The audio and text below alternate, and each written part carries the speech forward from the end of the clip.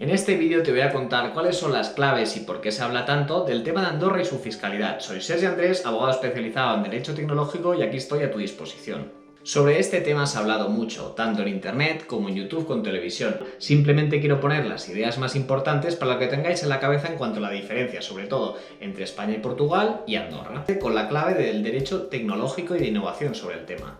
Del COVID, Andorra se ha dado cuenta que su modelo de turismo económico ya no puede servir. Es decir, Andorra no podía depender de toda su economía del turismo y por el COVID se han dado cuenta. Entonces está realizando un proceso de transformación digital, en virtud del cual Andorra se pueda convertir en un Estonia del futuro. Andorra destina una gran parte del dinero de la inversión pública en temas de desarrollo y digitalización de las administraciones públicas. Como podéis ver, han creado la marca Andorra Business y han creado diferentes tipos de plataformas, entre las cuales donan más de 20 millones en más de 50 proyectos y 133 especializaciones dentro del Principado. En segundo lugar, hay que tener en cuenta que Andorra está transformando digitalmente todas sus administraciones públicas que anteriormente eran más antiguas, ahora las está digitalizando y además, sabiendo que somos muy pocos en el Principado, esto se puede hacer de manera muy rápida y muy dinámica.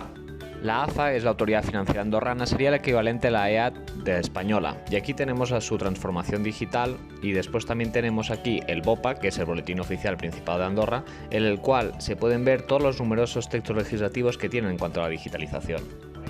Por eso, Andorra está desarrollando una nueva ley de blockchain. Más tenemos que tener en cuenta que Andorra, por muchos aspectos, no es justamente avanzada. Es decir, en tema de legislación no tiene un código civil, pero en cambio sí que está teniendo una nueva ley de la blockchain. Es decir, está claro el país para dónde está tirando y dónde está el futuro y para qué modelo de negocio está tirando. Aquí podemos ver cómo Andorra está impulsando la digitalización a través de la blockchain, de manera tal que quieren tener su propia ley de la blockchain, la cual actualmente está en trámite parlamentario y va a salir dentro de muy poco y va a regular de forma innovadora en todo el marco europeo el tema de las criptomonedas y su tributación, porque así como España está al margen y está en la cabeza de la tributación de las criptomonedas, Andorra quiere ser la primera y el espolón en cuanto a la regulación, de manera tal que todo el mundo pueda invertir desde un marco económico cómodo y su tributación benéfica para todos. En Andorra los impuestos son mucho más bajos en contraposición con nuestros países vecinos, sobre todo en cuanto a Francia, Portugal y España. Aquí podemos ver una tabla comparativa de este despacho en cuanto a los impuestos de Andorra y España. En primer lugar, tenemos que destacar el impuesto sobre la renta de las personas físicas, porque mientras en España podemos llegar a tipos muy altos, en Andorra todos son mucho más bajos.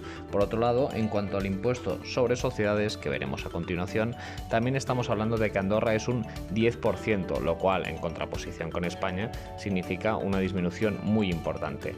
Luego, aparte, tenemos otro tipo de impuestos en cuanto son serían los del tabaco, los de la electricidad y otros impuestos sobre el consumo y el IGI, que son muchísimo más baratos que en España.